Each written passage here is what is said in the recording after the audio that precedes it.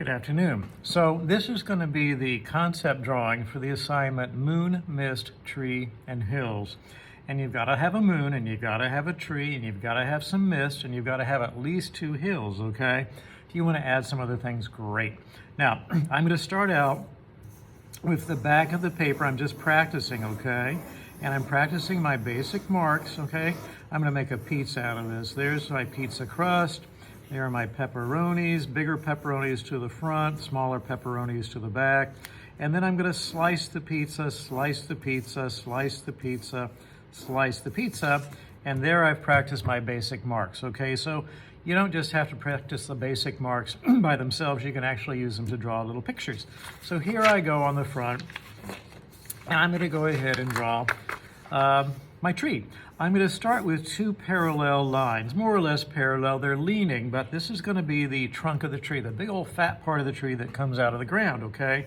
And it has to be big, and it's got to be fat and sturdy because it holds a lot of weight. You know, these additional branches up top and all those leaves, that adds an awful lot of weight to the tree, and so you need something really sturdy and strong there at the base to kind of hold it all up. Now, I'm going to use 2 letters from the alphabet. I'm going to use a Y and a V. And right now, this part of the Y, this one leg of the Y is right here. It's the base of the trunk of my tree. But I'm going to draw the arms of the Y. Here's an arm and there's an arm reaching out so you can see the Y there. I just formed the Y. And every time, 100% of the time, that's every time and always, every time I have a Y, I must put a V inside. So I'm going to take this V right here, take the point on the V, this very bottom point, on which the V balances, and somewhere in this area where the tree branches separate, where the Y forms, I'll put a little dot, and I will make a line here that runs parallel to that side of the tree, and here's another line, kind of runs parallel to that side of the tree, and there's my V. All of a sudden, every time you make a Y, you have to have a V inside, and the V is just a space between branches, okay? That's all it is. So here I have another base of my Y, and here comes another Y, see it right there?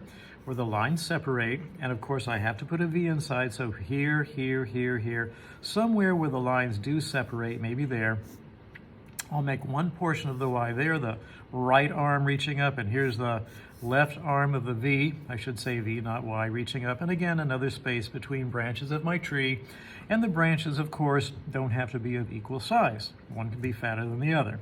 So I just keep on going. Each time I divide my Y with that little point of the V, you notice the resulting branches get considerably smaller. Okay, you want some pretty, I'm going to take that branch right off the page, and this branch, see, here comes another Y, and here comes another V, right there. Almost done with these, not quite. Let's go over here to this side. Here's my Y, here's my area of separation where the Y forms. Let's put a dot right here. Let's make a line parallel to the right side. Here's a line parallel to the left side. Made that branch a little fatter so I'd have a little bit more to work with.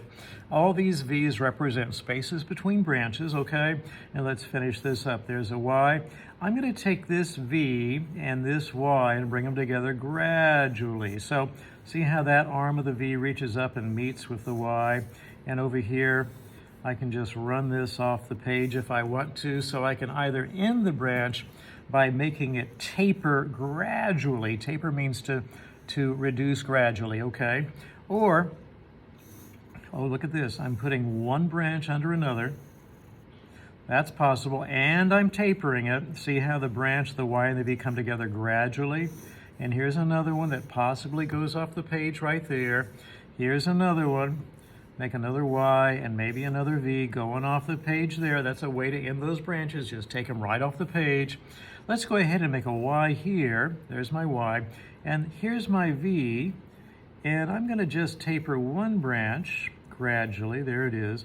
And the other branch I'm going to break as if it got caught in the storm and broken. So that's another way to end your branch right there. Just break the branch as you might find in a storm.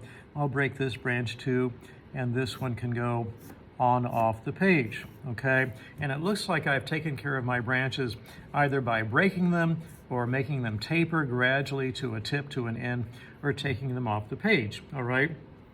Notice how big the trunk is and how big each resulting branch is. Each branch is about half as big as the one before, and yet I still have an awful lot there to cover in color. Now, I'm going to introduce my moon with a very light mark.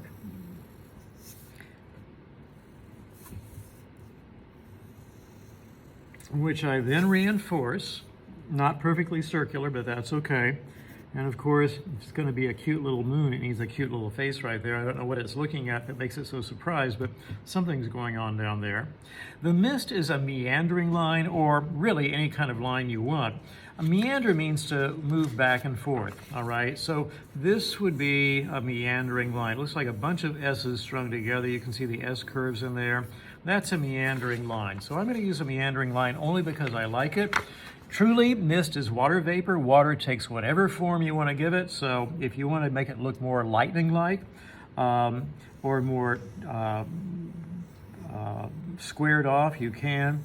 But here comes my meandering line winding its way up through the branches, and I might add an additional thickness to it here. See how it goes behind branches and wraps around and comes back out again up there. So there's my mist, there's my moon, there's my tree. My hills are very easy. Watch, I'm going to go ahead and draw lightly, and there's a hill, and there's a portion, and there's a portion, and there's a portion. The portion of the hill that I can see that's not hidden by the tree or the mist, okay? So I'm just darkening the portion of the hill that I can see, and one more hill perhaps back here, right there, and the moon rising above those two hills. Now that's all you need to have, and that's plenty. But if you wish to add other things, bats, stars, additional lakes, roads, castles, tombstones, you can do that. This is not necessarily a Halloween picture when we're done with it, although the final of this will be done on black paper. And you all, you sixth graders have worked with black paper before, and you know that quite a number of our pencils over here actually work very well in black paper. But this is your concept, moon, mist, tree, hills. Now remember, when you're practicing on the back of your paper, you practice your basic marks, your ovals and your circles and your straight lines. You don't have to practice meandering lines, although that's pretty useful to be able to draw that one as well. And when you are creating your tree, remember to space your trunk nice and broadly apart. You're working with a Y, and inside that Y, there's always going to be a V, and the arms of the V run parallel to the sides of the tree, to the Y, okay? So keep your branches nice and thick as you can, until they finally either break or taper off or leave the page, okay?